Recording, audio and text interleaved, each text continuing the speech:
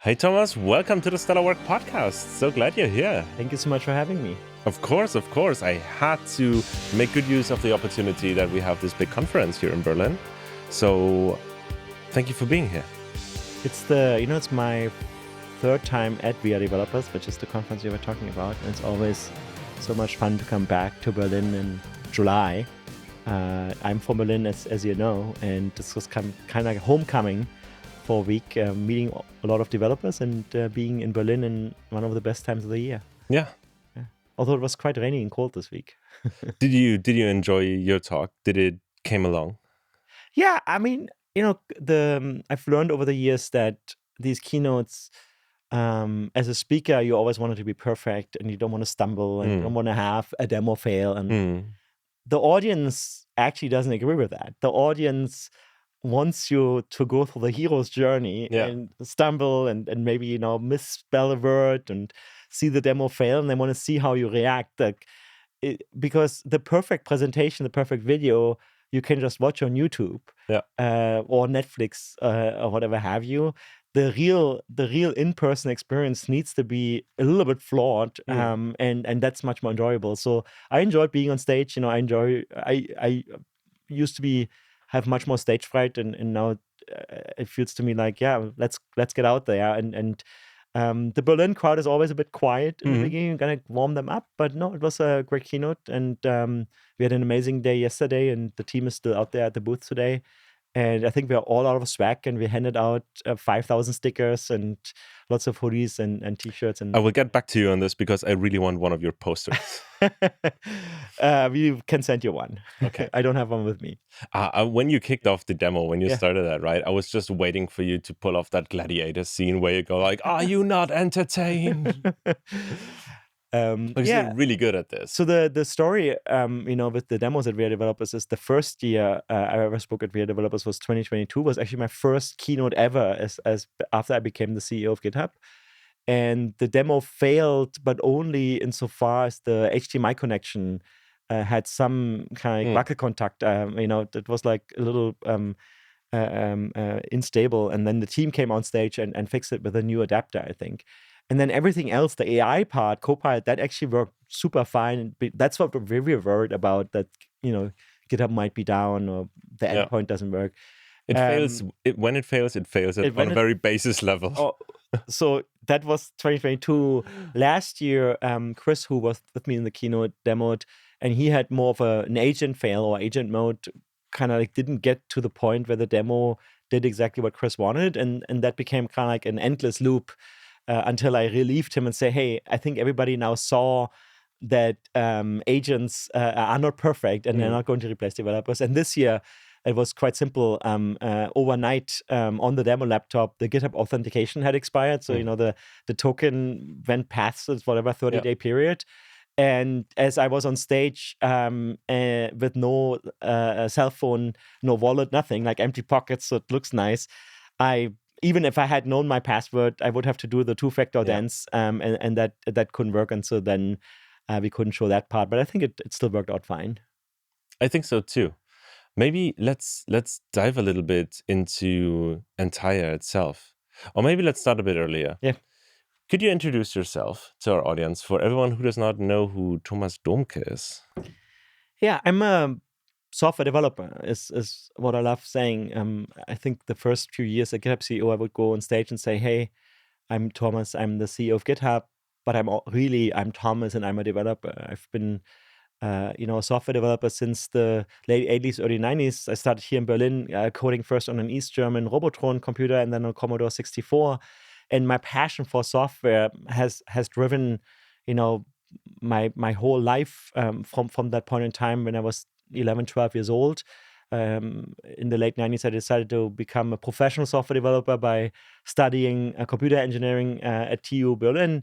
And through that journey, Mercedes, Bosch, twice a startup founder, sold my company to Microsoft. I ultimately ended up as the CEO of GitHub. First, we bought GitHub in 2018, and then I became the CEO myself in 2021. And so what I really identify with is I love building software. I love developing software. And the best place for me is, as a developer, building tools for other developers. That's who I am. Yeah. I mean, people can tell just the way we both met in San Francisco at the Pragmatic Engineers Summit beginning of this year, when you kicked things off with Entire. We met like in between doors, and then we didn't go through a press department or anything like you would expect from a CEO or a former CEO of one of the big tech companies. We went through Discord. And you were fiddling on your phone like, oh, let's not give you my gaming Discord. And we were having that conversation. I was like, am I interviewing the real person here? What is this? But it's like very ground to earth, very different experience. So yeah, it felt really good. I have to give it to you. I mean, look, this goes back to what we, talked about the keynote. People want to meet real people. Yeah. We can have a lot of experiences on Discord and Slack and GitHub issues or other kinds of engagements. And of course, AI is helping us with a lot of these things, including scheduling and transcribing. And I don't know if you're using AI for editing yet. If not, I'm sure that's coming soon, or some editing at least. It's coming for you. Extracting the best clips or the best quotes. But meeting at something like Pragmatic Engineer Summit or here in Berlin, that's what I think humans will always want. Yeah. And we will make sure that we get that. So that's why I'm optimistic about AI. It's going to help us in a lot of things, but at the same time, humans will always be humans, and we will make sure that we get what we want in life. Yeah, I think so too. Yeah. Let's jump into Entire. What is it about?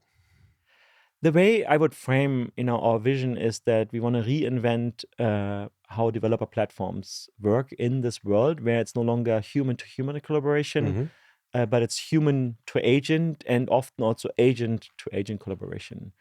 If you look at, developer platforms of the past, obviously GitHub comes to mind, given I was the CEO of GitHub. Before that, we had SourceForge, and in between there was some things like Copilot and others. And they were all designed around the primitive of files and folders in a repository. And if you go to a GitHub repo today, especially the popular ones, the first, 2/3 of the page is a file tree.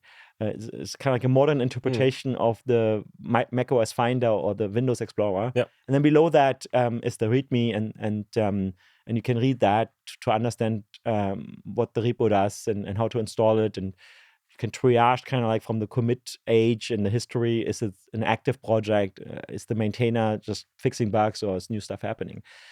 We believe that primitive files and folders is no longer the right one for an era where I don't write those files myself. The agent does. Like, why would I care what the names of the folders are, what the names of the files are? I do care about the README, although even that README, I think, is increasingly written or pre-written by an agent or updated by an agent, making sure all the command line arguments of a CLI, for example, are up to date. It's probably not written for an agent, right? It's also written for an agent, because the agent reads those READMEs as well, to discover, is that the right project? It also processes other information, so you might not know which part of the README is interesting, and, time will tell whether Markdown is the right format for agents. Although if you look at things like Gary Tan's Brain project, GBrain project, or Toby Lutke, CEO of Shopify, has I think QMD is it what's called, and to index all your Markdown files, and then you can have the agent run search on it as like a brain thing. But yeah, it's written by agents and by humans, and it's read by agents and by humans. But what is, I think, increasingly not being written by agents is the files, and they're not reviewing it either. Because you're lacking all the context. And, we've seen examples where agents are taking a project in one programming language and transform it into another programming language. Then you lack even more of the context of what the instructions actually do. And as such, we believe there should be a new platform where there's still the files and folders behind the scenes, but you're actually looking at the session logs, the prompts, the decisions, your intent. If you want, the tool calls that the agent took, although even that information is probably more interesting for the agent than it is for the human. And ultimately, bringing it all together so both the human in the team and the agents in the team have the institutional knowledge of the project. So wouldn't that be possible with GitHub and just pasting in notes and putting in additional information that way? So what we do at Entire, what we launched as a first step was that we collect the session logs on the developer's computer while the agent is running. Okay. And so install the entire CLI. It sets hooks with all the popular agents, Codex, Cloud Code, AMP, Pi, Copilot, Cursor, and so on. And as you then work with the agent, you don't actually have to think about that entire as there. Okay. It tracks what you're doing, and every time you or the agent increasingly commit and push the repository to GitHub, your session logs also go into the repository. Our hypothesis is that the session logs should be stored in the repo together with the code. Because they're also plain text files, so it actually makes sense to have them in the same type of version control. Git was made for plain text files. But also because version history, is something that we care about deeply as developers. So you can track how things have changed. And so adding the session log to that actually allows you not to only see, what did Thomas change in those files, but also what prompt did he use to generate, or did the agent use to generate this line. So we have two commands called entire blame, which is similar to git blame, shows you, all the prompts, and then entire why, that then shows you the reasoning path. Why this line of code was written. So you can think about it as GitHub stores the what, the code is the what, and Entire stores the why in the same repository. So I can actually compare my intent when I want to write something to the intent of the original poster of that piece of code and see whether we share the same intent. You can track it you will be able to track it through the history of the project. If you start in a new company or on a new project or new team in that company, the challenge often is not how good of a developer you are, but how quickly can you understand why the code base is the way it is. Tracing all the decisions through the past. And how we have done that before AI is that we would, ask the coworker next to us, either in person or in Slack, hey, I'm looking at this code and I don't understand why it was written the way. And they're like, don't fucking touch this. If you change this, everything will break. And we spent so many hours figuring out that that's the optimal solution. The guy who wrote it has retired 5 years ago. Correct. And that information today, or before AI, was completely missing. And with Entire, we're bringing that into the project. And then Entire, as a platform, is, if you will, the viewer. So basically viewing that GitHub repository, but with that new lens of sessions, what we call checkpoints, aka linking the session to the commit, all the decisions, all the learnings, and things like what we call the dispatch, summarizing, what has happened in a single repo or multiple repos over the last few days or weeks. And so the developers don't have to manually summarize to their bosses or their customers what they have been working on. AI can do that for them. I'm wondering, from a strategic point of view, why did it take a new company to do this? Why wasn't this possible with GitHub? I mean, look, in software, everything is possible. Every company can build everything. And some have tried. Google famously, not only built search and maps, they also tried to build a social network and failed multiple times with that. And both Google and Meta, Facebook have a long list of projects that they announced and then silently or not so silently killed. Yep. And so I think the honest answer as a founder is always that, of course, a big company, certainly at the market capitalization, the market value of the so-called Magnificent Seven, they can do whatever they want. And Apple, for example, tried to build a car, and at some point decided that we're not getting there. Yeah.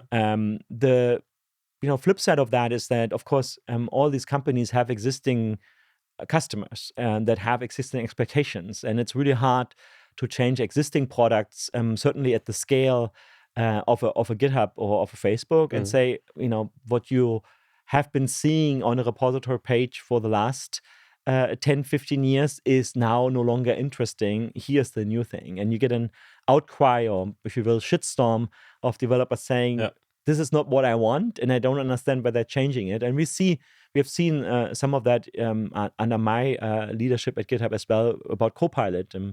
At GitHub Universe, our yearly conference in 2024, I announced that GitHub is being reborn on Copilot, and I think some developers got that as Copilot is now equally, or AI is now equally important to managing repositories and developer workflow, and others saw that as in, okay, Thomas is no longer investing into the platform, into the foundation of GitHub, even though behind the scenes that was never true. And in fact, 90% or so of GitHub engineering, GitHub developers always worked on the platform and keeping the lights on and scaling the systems.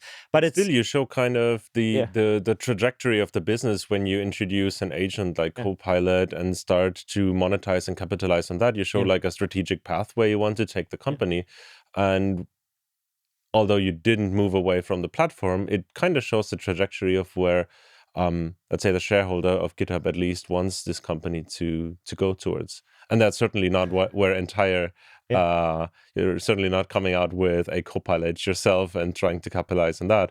Like the strategic path looked a bit different from what I saw in your talk. So what can we expect in the future? Let me just address one of that. The shareholder of Microsoft obviously is super interested for Microsoft to be a major player and winner in the age of AI, transforming Microsoft again. Think Windows to the cloud, and now the transformation is cloud to AI. The shareholder of GitHub, or I think the better framing is actually the stakeholder, the developer on the GitHub platform, wants GitHub to be successful, and there's different opinions of what that means. And I think that's the challenge for any CEO to find the right compromise between transforming the business into something new while preserving what the existing customer base, the existing developers on GitHub love about it, and that is a long journey where over the life cycle of a company, GitHub is approaching its 20s, Microsoft is in its 50s. It's never ending. You're never actually done. You're playing the infinite game. You're playing Minecraft, if you will, and you're never done with the world. There's always something else to add. And winning means staying relevant, staying on the top, of those companies that in the tech sector are deemed to be, the most successful. For a small startup like ours, that is not even a year old, for us, winning means finding product market fit is the nice sounding term for this.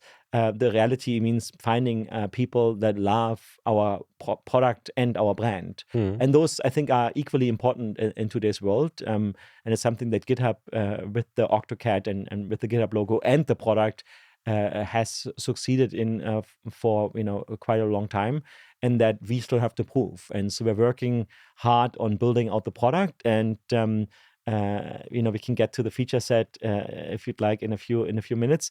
But we're working also hard on building out our brand and being on the floor at WeAreDevelopers and handing them base caps and shirts, but also talking with them about what is entire, what is our vision, what is our ethos, what is our company culture. The nice thing about building developer tools is that a customer, a super fan, can very quickly also become an employee that works here. And so I think that's where we are at, with the stage of our company, is like building out the product, the platform, making our vision a reality, and also building out everything else that is part of a successful company.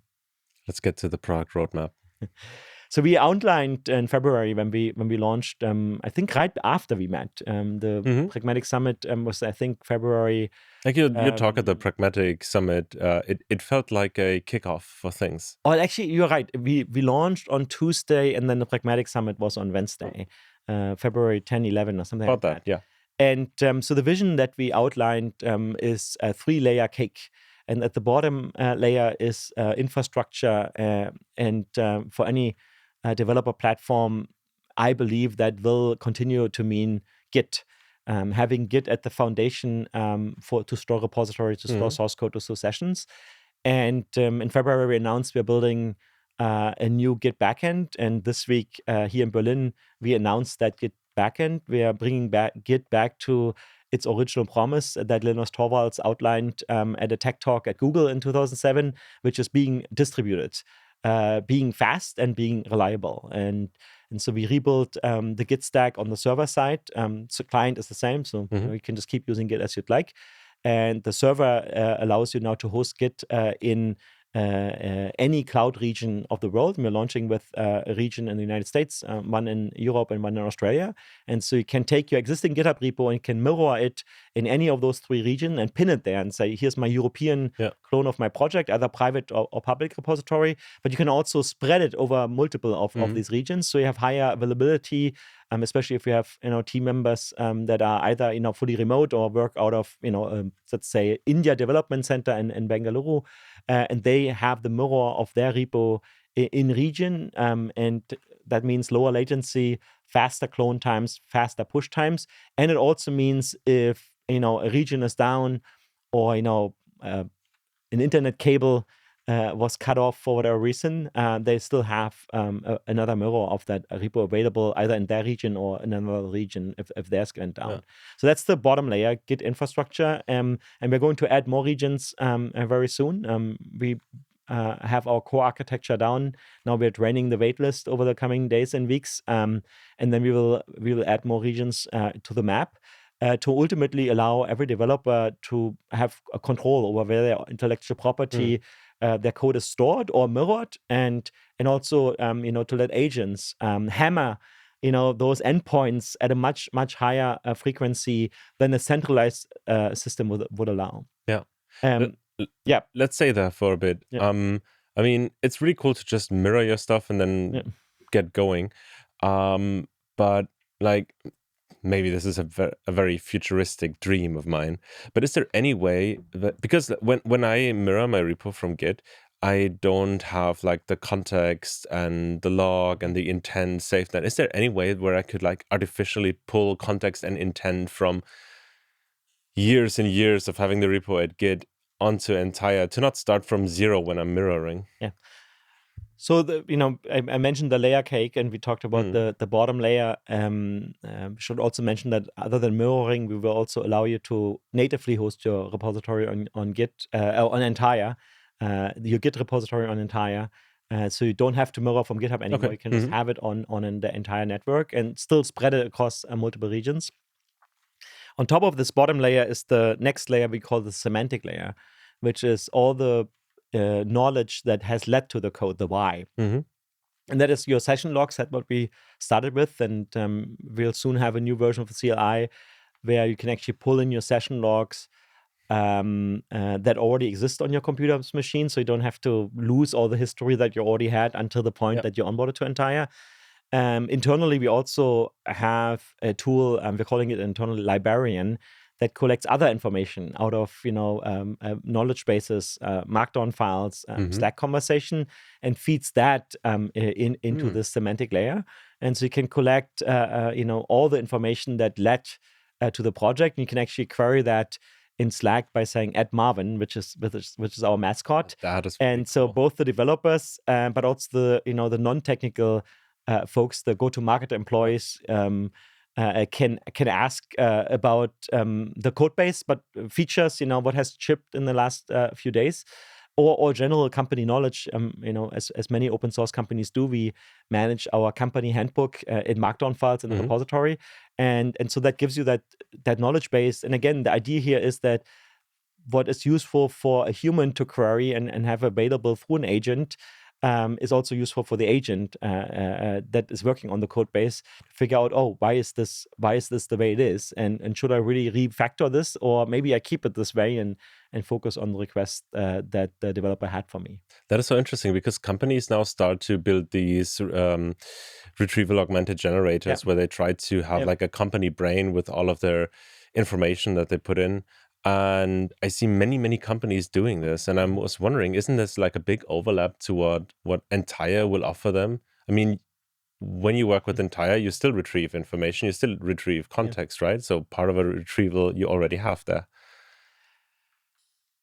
I mean, it's a bit like, you said earlier, can big companies build everything that we are building? The same is also true the other way around. We can get distracted by a lot of things that are cool and technically possible, but strays us away from our vision. And our vision right now is we are a developer company building a developer platform. That means our target persona, or investors might call it the ideal customer profile, the ICP, is a software developer, an AI native software developer, one that works with agents. Yep.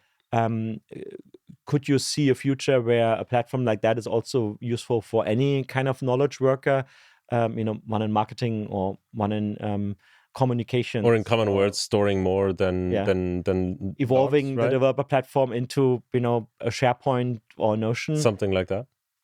Technically, that's possible, but I think we are at a stage where I'd rather build a product that developers love and use than expanding the scope already and distract ourselves from what is, I think, the most important for us. The retrieval, I think, is an interesting topic. I see two approaches right now. There's feed all your data from different sources into a single place, an index or vector database, and then have the agent fetch from there. I believe that approach is always going to fail because you're going to have some data that's missing. Like this, it's a nice dream, and I feel like in my professional life, we had that at every place that I ever worked. It's like you always have as an employee the challenge: where do I find that bit of information? Is it in a Google Doc, or is it on SharePoint, or was it that one email? I mean, even the two of us, we met in Discord, and we made the appointment for this podcast in Discord. So in my calendar, it said, recording, but it didn't say, you agreed to this on a Discord chat. And so there's always going to be something missing, and every project that tries to harmonize all that information will succeed in a short amount of time and fail in the long run because some new employee or some new team or maybe some acquisition brings in new information that's not in that central store. The other approach is that you give an agent access to all the same systems that the knowledge worker has access to. And you're probably going to restrict that to people that are not in HR or finance to not have access to, the agent doesn't have access to HR systems, finance systems, other sensible information. But it means if the agent can see everything, the agent can find, with the same tools and the same tool calls, that information that is the needle in the haystack. And that's the approach that we want to follow, which is we bring stuff into the repo, but where it doesn't make sense, it doesn't, I don't think we will ever export everything in Slack into a repository. That sounds like a nightmare to us and to me.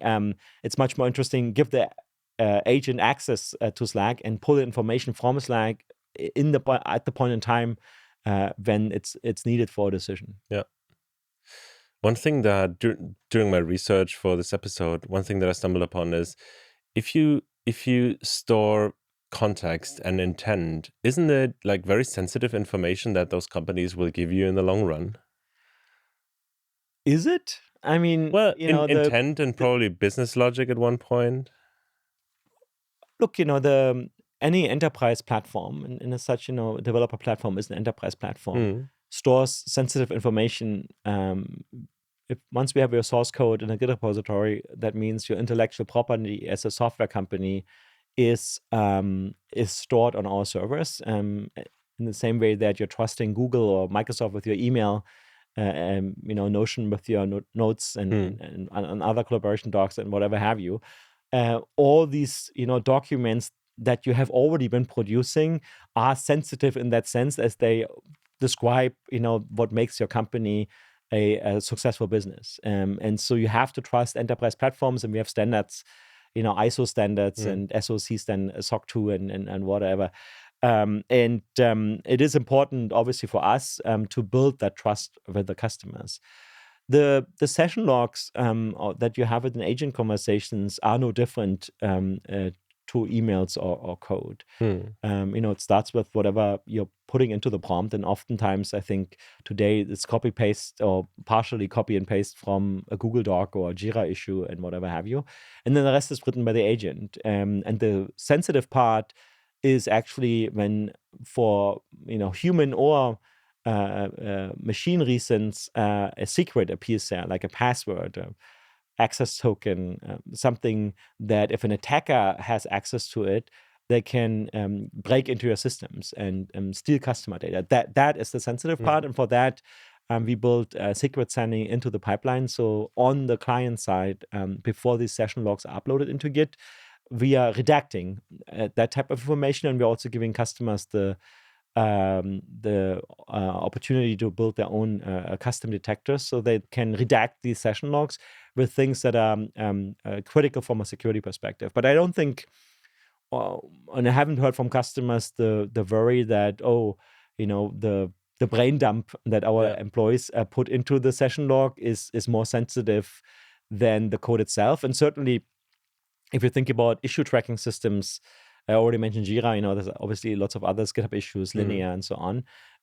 They similarly have all the information about all the unshipped features by design. It's all the unshipped features that are stored there that customers obviously will not want to make public or lose the provider to lose. I came to this point, not so much by security concerns, but more as a human being, I'm really interested in the intent of a piece of code and the context as well. So not only the agent, but I want to see that. Sorry, I want to see that as well. And then I was like, well, it would be super interesting to know the story and the legacy and the lore behind a certain piece of code that I'm looking at, to really compare to what I want to use it for, but also to satisfy my own curiosity on, so what was this person thinking? What does this person intend like 5 years ago when he or she started that, right? So that's where I was coming from, and then maybe seeing that, what assumptions did this person have, right? And this is actually a feature that we do have on Entire today, and so I can push my session log together with the code, and then on the session log page, I can read it myself, and I can have a share button, and I can share that session log, the link to the session log, with you within the project. So if you're both having access to the repo, it just works. If you're outside my organization, we have some additional security checkboxes that you have to flip, or an admin has to flip to allow that. So I can have you read, look, these are the smart prompts I came up with, or here is where I got angry and I told the agent, you saw it in the keynote, shit, my agent says, and my agent had a dumb response to me, and it's laughable. And you could imagine that over time, these session logs build up, and of course, I think in some of our repositories we're at over 1,000 of these logs. Nobody wants to read them all. And so we will have a feature that summarizes those logs to you and tells the story of the project. And so when, we're a startup, so we have new people onboarding all the time, they can read that story and learn about the history of the project and why it was built the way it was built. I was wondering if software development is going to be like that, wouldn't it be more fun to really go into this whisper setup where I'm actually like having a conversation with the agent? Because when talking, it's easier to express intent, and it's easier maybe for the agent to see my own thought process maybe and follow that along, instead of like me thinking silently in my own brain and then formulating a sentence that I type in and give that to the agent. And when I'm talking to that agent, I'm like, I think through speaking. Do you understand where I'm going with this? I think it's a lot of a personal preference that plays into that. I've seen and I've heard people talking about that there are startups where the developers whisper into the laptop, or they take their laptop into a meeting room, or these phone boxes, like the tiny meeting rooms, so they have enough quiet space and they have these very things. Tiny sensitive microphones where they whisper into the microphone like that. Personally, I'm like, sometimes I do it you can have a conversation with ChatGPT on Apple CarPlay, and so if you're on a long drive, and I do that as well. ChatGPT becomes kind of like the person you can talk to in the car because you feel lonely or sleepy or just want to explore a topic. The flip side is that I am personally, I like formulating a lot of my thoughts by typing, because it lets me use the cursor keys to go back and add a word, or like reframe what I've been doing. In the same way that we're writing email. Like when I draft an email, sure, there's short emails that is really just, yep, sounds good, let's do it. There's a lot of emails where while I'm typing the next sentence, I'm rethinking what I typed in the first sentence, or even delete a whole section where I was like, maybe that's too much information, or maybe that's too angry. Yeah. And so I think it's a mix of both, and it's a lot about personal style. I couldn't see myself dictating all my thoughts to my agents. Plus, the third thing is that if you're in a loud environment, and if you have used ChatGPT voice mode on the family dinner table, it stops talking and responding to you as soon as somebody else talks, which might be the TV, or like the filter mechanisms aren't that good at it, can figure out, okay, it should keep working, and the interruption actually is an annoyance and not part of the workflow. Yeah, true. But look, it's amazing to see that already works. That you can dictate, to the agent your thoughts, and it doesn't have to be perfect. You can have an accent and maybe miss a word, or mispronounce a word, and it can capture enough of that information, because there's many people around the world that have certain disabilities.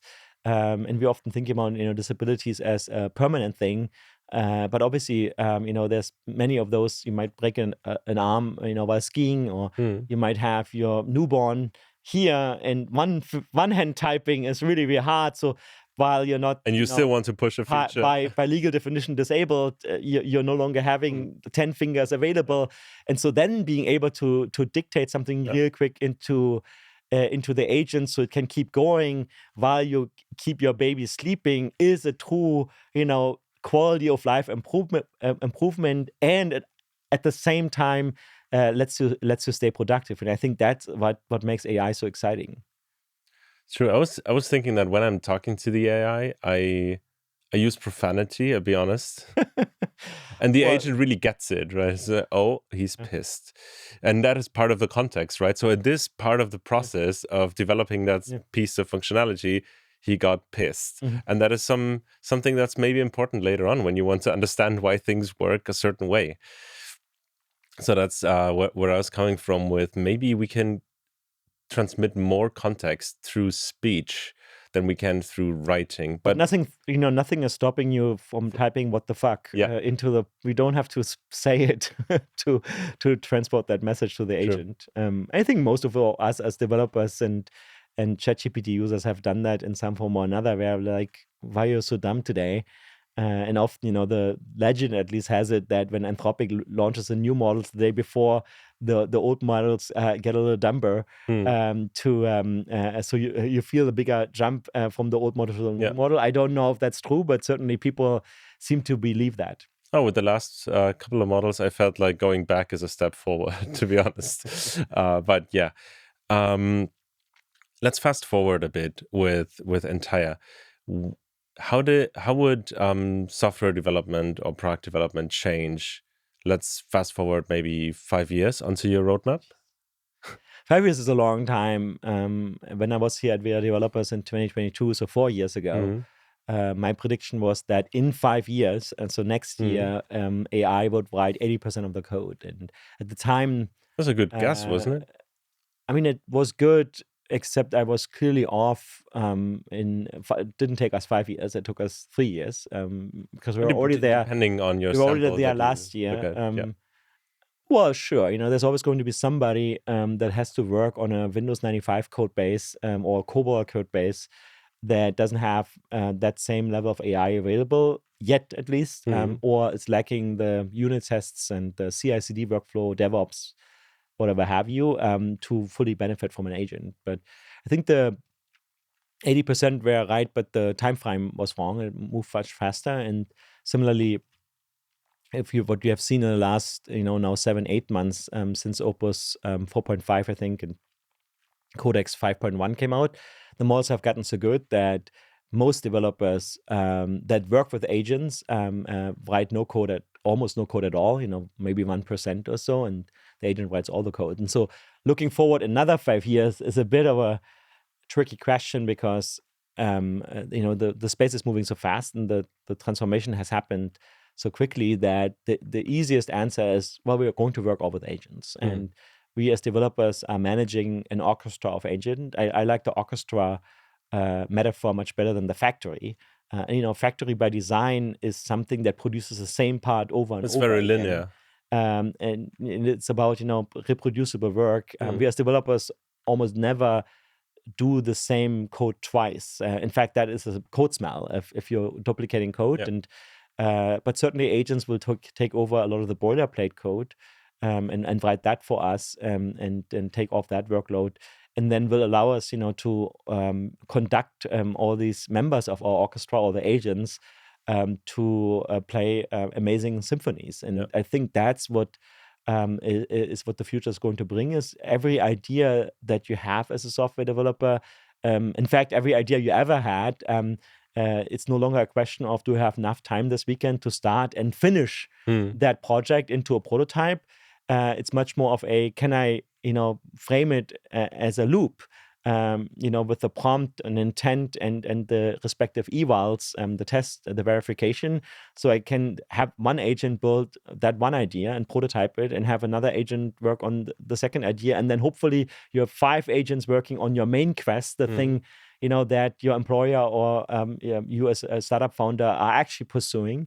And we need to, we need to relieve ourselves from the pressure of that everything needs to ship. The notes that you put in your notebook never get published unless you're a famous author and you have a gallery at some point where all the notes that you wrote while writing the book are also framed. Hopefully not. Hopefully not. The scribbles and the brainstorming on your whiteboard also never gets published. Most of the things that you create with Lego sets or with other arts and crafts at home don't have to become a public thing. And the same should be true for software. So when we have anxieties that we are building all this stuff and then it becomes unmaintained, abandonware, we should also just think about maybe it doesn't have to get published and I just have fun as a developer building it and be proud of myself or enjoy the moment and not publish it. And I think that is the things, the part we have to learn in the process, that we can build now so many things. A lot of that probably should stay, like our notes, private in our offices. Yeah. If people want to learn more about Entire, if people are curious now, if people are hooked, what would be a good way to learn more or to reach out maybe? Entire.io is our webpage. So that's probably the best place to start. We are Entire HQ on X, and we have LinkedIn pages and Instagram. And you have a Discord. We have a Discord. You can link to that in the show notes. We'll do. It's pretty good. But I'd say, let's start on Entire.io on our homepage and Entire HQ on X. Yeah, we'll do that. So thanks everyone for listening. Now it's a good time to open up the show notes. Check out the links. Also, make sure to go on Entire's Discord. There's a lot going on there. I was baffled on how many reactions, how many people are on that Discord. It's kind of crazy. That is, it's good vibes. The part of how to make a successful startup. You have to engage the community. Yeah. And access a certain level of community. A lot of consuming content or reposting or responding. Discord is a lot more conversation. And you were joking earlier about I have a gaming Discord. Where can just be me and people don't need to know who I am. And I have my Entire boss handle where we chat in the Entire Discord. And it's fun for all of us because we learn a lot from our users and we can give a lot back and giving them early access and do the promotions. So yeah, it's fun. It's fun being on Discord as much in the gamer world than it is in the startup world. Thank you so much for doing this episode with me, Thomas. I wish you have a great stay in Berlin. And yeah, thank you so much for listening. Check out the show notes below. See you in 2 weeks. Bye. Bye.